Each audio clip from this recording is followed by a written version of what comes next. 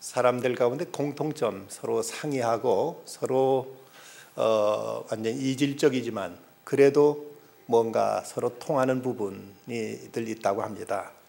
이 공통점들이 어떤 것들이 있는가 하면 정치인과 고기를 굽는 불판의 공통점은 자주 갈아줘야 된다는 점에서 공통점이 있다고 합니다. 국회의원과 남편의 공통점은 뭘까? 내가 선택했지만 때로는 후회될 때도 있다. 일단 선택했으면 중간에 바꾸기가 어렵다. 자기는 아직도 내가 저를 좋아하는 줄로 착각하고 있다는 점에서 공통점들이 있다고 합니다. 또 하나 공통점은 혼자 사시는 할머니와 설교 못하는 목사와 변변한 작품 하나 없는 예술가의 공통점, 영감이 없다. 우리가 그리스도인이 세상에 살아가고 있습니다만은 우리는 또 세상 사람들과 여러 가지 점에서 공통점을 안고 있습니다. 그 중에 하나는 우리는 육체를 지니고 있기 때문에 믿는 사람이든 믿지 않는 사람이든 물질의 필요를 안고 살아가고 있다는 것. 그리고 우리는 지성과 보편적인 상식을 가지고 이 시대를 살아가고 있기 때문에 세상의 어떤 상식, 세상의 어떤 보편적인 윤리 등 이런 것을 우리는 함께 공유하고 있다는 것. 또한 우리는 환경과 문화 등의 영향을 우리는 이제 받기도 하고 얻기도 하면서 살아가고 있다는 점에서 분명 그리스도인도 세상 사람들과 여러 가지 많은 면에서 공통점을 지니고 있습니다. 그러나 그럼에도 불구하고 우리는 또 사람들과 다른 점이 있습니다. 믿는 사람, 믿지 않는 사람과 다른 점이 있다면 그게 뭘까? 먼저는 믿는 사람들에게는 하나님께 대한 경외심, 두려움을 안고 살아갑니다. 그러나 하나님을 믿지 않고 인정하는 사람들은 어떤 일에 대해서도 저들은 하나님에 대해서 두려움이 없고 죄 짓는 문제에 있어서 거리낌이 없는 경우가 많습니다. 또 믿는 사람은 그리스도의 은혜로 말미암아 사랑과 봉사를 실천한다는 점에서 믿지 않는 사람과 분명 차별이 있습니다. 성경에 보면 누구든지 하나님을 사랑하노라 하고 그 형제를 미워하면 이는 거짓말하는 자니 보는 바 그 형제를 사랑하지 않은 자는 보지 못하는 바 하나님을 사랑할 수 없느니라고 말씀했습니다. 우리는 하나님께로부터 받은 은혜, 예수 그리스도를 통해 구원받은 그 은혜에 생각하면서 내가 받은 은혜와 사랑을 이웃과 나누며 사람들을 섬기고 봉사하는 이런 마음의 감동을 안고 살아갑니다. 뿐만 아니라 성령으로 거듭난 삶이 있느냐 없느냐는 점에서 이제 차이가 있을 수가 있습니다. 예수님은 영생에 대해 물어왔던 니고데모에게 말씀하십니다. 내가 진실로 진실로 내게 이르노니 사람이 물과 성령으로 나지 아니하면 하나님 나라에 들어갈 수 없느니라. 육으로 난 건 육이요 영으로 난 것은 영이니라 말씀하시면서 우리가 예수 믿는다고 하는 것은 이건 자의지로만 된 것이 아니라 성령의 감동으로 된 것으로 이제 성령의 이끌림 받아 살아가는 사람이 곧 그리스도임을 성경은 말씀하고 있습니다. 오늘 말씀에 보면 예수님의 십자가를 지러 예루살렘에 올라가시는 길에 그때 야고보와 요한이 예수님의 무엇을 이제 타고 와서 부탁을 합니다. 뭐냐? 주님의 나라에 임하실 때 저희 중에 하나는 주님의 우편에 하나는 주님의 좌편에 앉게 해주십시오 하고 소위 인사청탁을 하는 것입니다. 그런데 이 야고보와 요한은 누군가? 예수님께서 가장 사랑하시던 제자 3명 중에 둘입니다. 베드로와 요한과 야고보. 이 제자는 예수님 변화산상에 가셨을 때도 저들만 가까이 두셨고 또 야이로의 집에서 그 딸을 고치실 때도 저들만 데리고 들어가셔서 방에서 저들을 고치는 장면에 저들을 함께하게 하셨습니다. 뿐만 아니라 마지막 겟세마네 동산에 기도하실 때도 다른 제자들은 산 아래 내려두시고 3명의 제자만 바로 곁에 두시면서 깨어있어 나와 같이 나를 위해 기도해달라 하고 말씀하셨습니다. 이처럼 그토록 예수님께 사랑하셨건만 그런데도 이 요한과 야고보 저들은 예수님을 너무나 몰랐고 저들은 참으로 어리석은 이런 청탁을 하고 있는 것입니다. 지금 저들에게 참으로 유감스러운 것은 무엇보다도 예수님 마음을 헤아리지 못했다는 것입니다. 누가복음에 보면 예수님께 승천하실 기약이 가까이 참에 예루살렘 향해 올라가고 굳게 결심하셨다. 이 말씀은 예수님께서 지금 예루살렘에 올라가시는 것이 그냥 구경 삼아서 가시는 것이 아니라 십자가를 지러 가시는 길이기 때문에 비장한 마음으로 가시는 겁니다. 그런데도 불구하고 저들은 예수님의 그 고난은 전혀 아랑곳하지 않고 그저 자기들 높은 자리에 올라갈 것만 한껏 들뜬 마음에 이렇게 예수님께 부탁하고 있습니다. 뿐만 아니라 저들은 이제 다른 제자들의 입장을 전혀 고려하고 있지 않았습니다. 12 제자 가운데 수제자라면 누가 뭐라고 해도 베드로일 텐데 베드로 입장 전혀 생각지 않고 그중에 제일 나이가 젊은 것은 바로 요한입니다. 그런데도 제일 어린 사람이 가장 좋은 자리 차지하겠다고 이렇게 예수님께 부탁하고 있는 걸 보면 참으로 철딱서니가 없다는 생각을 듣게 됩니다. 그래서 보면 41절에 보면 이 일로 인해서 제자들 사이에 이제 어떤 긴장이 감돌게 되고 서로 거기서 서로 이제 불만이 나타나는 걸 볼 수가 있습니다.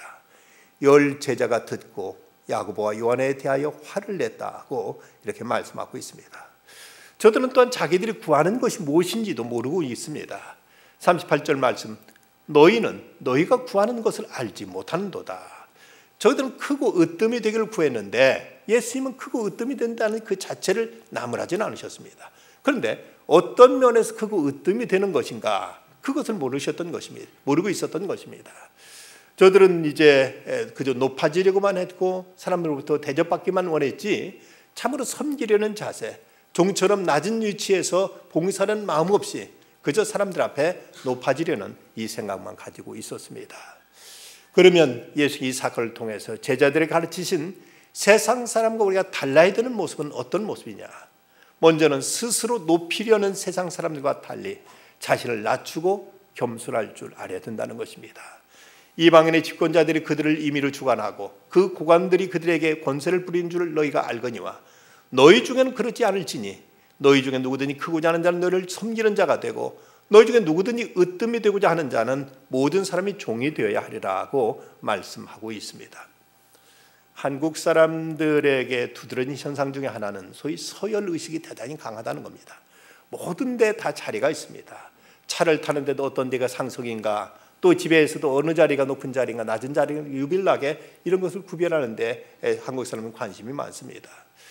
높은 벼슬을 가르쳐서 한국 사람들은 높을장 또는 이제 길장 내지 높을장자에다가 벼슬 관자를 붙여서 장관이라고 부릅니다.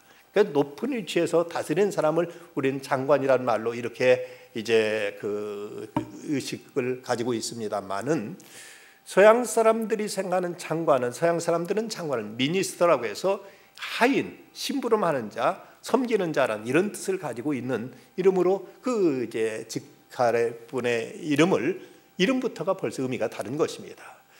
이런 어떤 벼슬이라는 것은 국민을 섬기고 나라를 섬기도록 부름받은 하나의 심부름꾼이지 위에서 군림하고 다른 사람들 앞에 호령하라는 이런 자리가 아니라는 사실입니다. 이런 면에 있어서 우리들은 다른 사람들, 세상 사람들과 다른 점이 있어야 된다.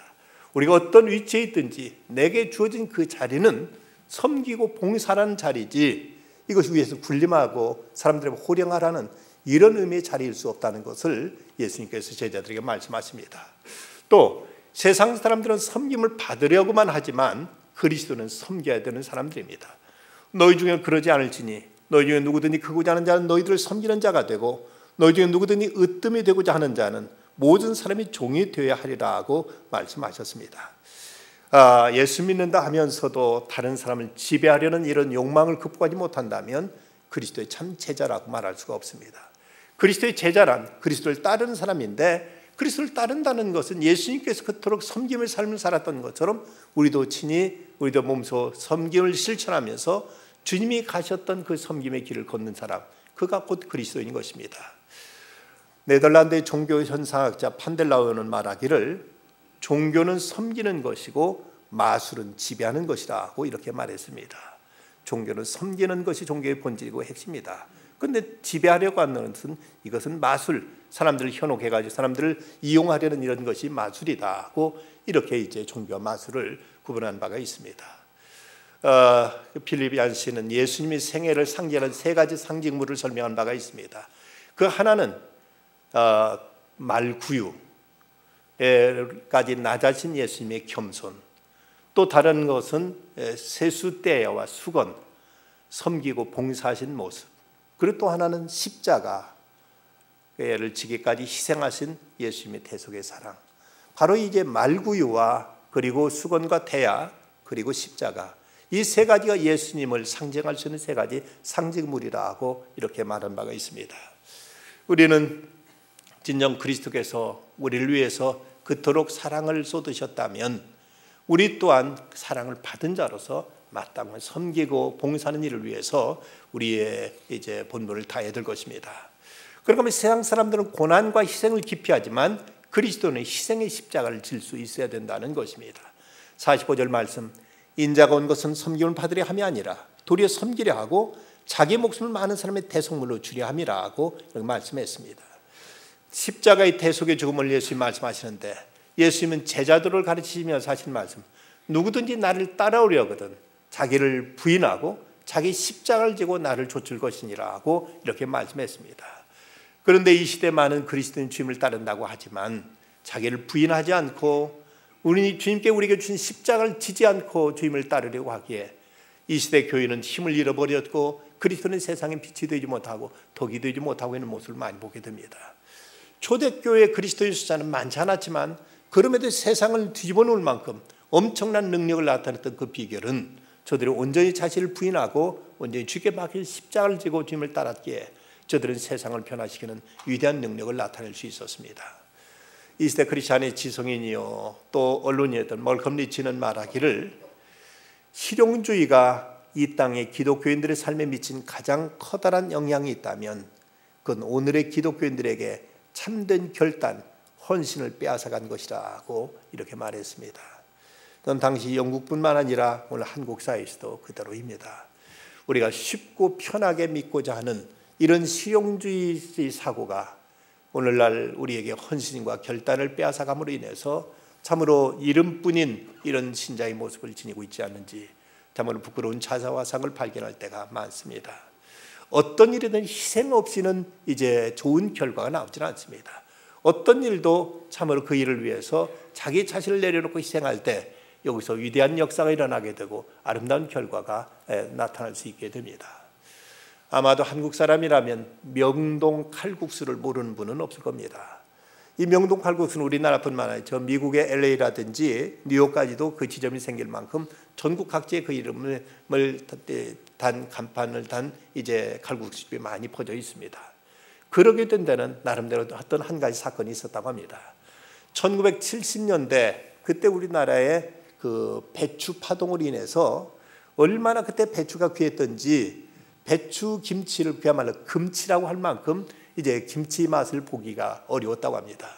그러니까 웬만한 한 식당에서도 배추김치를 내놓지 않고 그냥 단무지로 적당히 때우는 이런 그 식당들이 수두룩했는데 그런데 이 명동 칼국수집에서는 그 칼국수의 쫄깃한 맛도 특별했지만 그 집에 아주 독특한 김치 맛이 많은 사람들에게 그 미각을 자극시켰는데 그런데 그 집에서는 그토록 김치가 비쌀 때 푸짐하게 김치를 내놓으면서 집에서 많이 못 드시니까 여기 와서 마음껏 드십시오 하고 그렇게 자기들이 손해보면서까지 김치를 저들은 무제한으로 내어줬다고 합니다.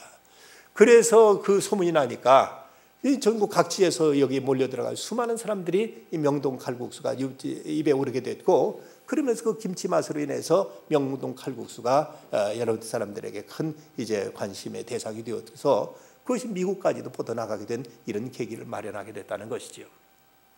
이 사람이 한때는 손해봤습니다. 그 비싼 배추값 때문에 분명 손해봤지만 이 손해를 무릅쓰고 이렇게 이제 마음껏 손님들에게 대접하게 되니까 그것이 이제 소문나가지고 한국의 칼국수 하면 대명사처럼 이렇게 불리지는 이런 이제 결과를 나타내게 된 것입니다. 뭔가 우리가 내 자신을 내어놓고 희생하는 가운데 여기서 선한 결과, 아름다운 일들은 나타나게 됩니다. 존 파이퍼는 그리스도인의 삶은 하나님께 그리스도 안에 우리에게 아낌없이 해주신 것에서부터 우리가 다른 일을 위해 기꺼이 해주어야 하는 것으로 옮겨가야 한다고 말했습니다. 하나님께 우리에게 해주신 일, 그리스도를 통해 해주신 우리를 구원해 주신 사건입니다. 하나님의 은혜로 우리가 구원받았다면 이제 우리가 여기서 멈출 것이 아니라 우리는 다른 사람이 기꺼이 해줘야 될 섬김과 봉사일로 이제는 나타나고 그대로 이어져야 된다고 이렇게 말했습니다. 믿음은 최상의 것을 얻게 하고 겸손은 최상의 것을 지키게 하며 사랑은 최상의 것을 행하게 한다는 말이 있습니다. 믿음으로 최상의 것을 얻은 그리스도인이라면 가장 낮은 자세로 최상의 것을 지켜갈 뿐만 아니라 이제는 주님께 받은 사랑으로 최상의 것을 실천할 수 있어야 됩니다. 아니 로렌스 형제, 브라더 로렌스라고 불려지는 이 사람은 원래 이름은 니콜라스 헤르만이라는 이름을 가진 사람입니다. 1611년 프랑스에 태어났는데 그가 15살 때 30년 전쟁에 그 전쟁터에 나갔다가 그만 거기서 부상을 당해가지고 평생 다리를 절게 됩니다. 그는 이곳저곳 이 일 저 일을 전전하다가 나이 55살이 됐을 때 영혼의 목마름을 해결하고자 그는 까르멜 수도원에 들어가게 됩니다. 평신도 수도사로 들어가서 그곳에서 수도사들을 위해서 부엌에서 밥 짓는 일을 그는 이제 자원에서 그 일을 맡았습니다. 그런데 자신이 지은 밥을, 식사를 그 수도사들이 먹는 모습을 보며 하나님, 이 귀한 천사들을 섬기게 해주셔서 감사합니다 하며 기도했습니다. 그런 수도사들을 섬기면서 행복은 날로 커갔습니다. 접시 닦는 것을 수많은 군중 앞에 설교하는 것처럼 여기면서 20년을 변함없이 섬겨왔을 때 그 수도사들, 그곳에 있는 수도사들 모두 다 그를 존경하게 되었고 그를 가까이 하며 사랑하게 되었습니다. 그래서 그는 신학을 공부한 적도 없었고 그는 평신도 수도사로서 전혀 자격이 없었지만 그 수도원의 원장의 자리까지 그는 오르게 되었습니다. 그는 교육도 받지 못했고 절름발이었고 가정도 이루지 못했지만 항상 기쁜 얼굴로 나는 참 행복하다 하고 이렇게 스스로 이제 그 기쁨을 경험했습니다. 국왕 루이 12세가 수도원을 방문해서 그에게 행복의 비결을 묻자 그는 이런 대답을 합니다. 행복의 비결은 섬기는 일입니다. 그는 고백하기를 내 생애 최대 발견은 초라한 오두막도 최고의 궁전을 만들 수 있다는 것입니다. 메마른 환경은 아무 문제가 될 것 없고 아무런 영향도 주지 못합니다. 그러면서 그가 수도원에 들어가게 된 이유에 대해서 이렇게 말합니다. 나는 죄와 허물과 잘못이 많아서 수도원에 들어가 내 모든 잘못에 대한 벌을 받고 인생의 즐거움을 희생하기로 했습니다. 그런데 내 결심은 완전히 실패했습니다. 왜냐하면 내가 희생으로 얻은 것은 괴로움이 아니라 만족이었기 때문입니다. 그는 스스로 수도원에 가서 자기의 모든 죄가를 달게 벌을 받고 모든 괴로움을 물리치려 했지만 오히려 수도원에 가서 그는 수도사들 묵묵히 섬기면서 자기가 기대했던 것과는 전혀 다른 참된 만족과 행복을 거기서 그는 맛보고 누렸던 것입니다. 교부 이그나시우스는 이런 기도를 드렸습니다. 영원한 말씀이신 독생자 예수님이시여 참 관대와 고결을 가르쳐 주옵소서. 당신에게 합당한 당신을 섬기도록 가르쳐 주옵소서. 계산 없이 주는 것을 가르쳐 주옵소서. 상처 입는 일에 구애됨 없이 싸우는 것을 가르쳐 주옵소서. 휴식을 구하지 않고 일하는 것을 가르쳐 주옵소서. 대가를 구하지 않고 희생하는 것을 가르쳐 주옵소서. 그리하여 충성하는 자에게 주는 큰 기쁨을 알게 하여 주시옵소서. 참으로 우리가 모두들 행복하기를 원하고 만족하기를 원하지만 세상은 늘 갈등과 다툼과 분쟁과 시기와 싸움이 끊이질 않습니다. 그 이유는 오직 한 가지입니다. 서로 대접을 받으려고만 할 뿐 섬기려 하지 않고 서로 지배하려고만 할 뿐 봉사하려 하지 않기에 세상은 어느 곳에서나 정치 세계에서나 또 회사에서나 가정에서나 심지어 교회 안에서도 분쟁과 다툼이 생기는 핵심적인 이유는 섬기려 하는 사람은 없이 섬김을 받으려고만 할 때 그것은 늘 이런저런 갈등과 다툼이 끊이질 않습니다. 오늘 구약의 말씀 무릇 높이는 일이 동쪽에서나 서쪽에서 말미암지 아니하며 남쪽에서도 말미암지 않고 오직 재판장이신 하나님이 이를 낮추시고 저를 높이신다고 말씀했습니다. 하나님은 겸손히 자신을 낮추는 자를 높이시고 묵묵히 섬기는 자를 귀히 여기시며 저들에게 하나님은 하늘의 은총을 베푸시고 저들의 삶에 참된 만족과 기쁨을 허락하십니다. 십자가를 향해 걸어가신 주님의 발자취를 우리가 뒤따르면서 주께서 그토록 섬김의 삶을 사셨던 것처럼 우리도 묵묵히 하나님을 섬기고 이웃을 섬기고 주님의 몸된 교회를 섬기면서 주께서 갚아주는 말할 수 없는 기쁨과 평안과 자유와 만족을 누리며 살아가는 참된 성도의 삶이 우리에게 있어야 되겠습니다. 기도하십시다. 거룩하신 주님, 오늘도 주님 앞에 나와 이렇게 예배하면서 십자가를 향해 걸어가셨던 예수님 발자취를 저희가 뒤따르게 됩니다. 주님 높은 자리에 앉기만을 원했던 야고보와 요한에게 인자가 온 것은 섬김을 받으려 함이라 섬기려 왔고, 그리고 모든 사람을 위한 대속물로 이제 목숨을 바치려 함이라고 말씀하셨던 것처럼 주님의 그 섬김의 정신을 알게 하시고 배우게 하시고 따르게 하시고 실천하게 하셔서 주의 참된 제자로서의 그 기쁨과 영광을 얻을 수 있는 저희들 다 되게 하여 주시옵소서. 예수님의 이름으로 기도드리옵나이다.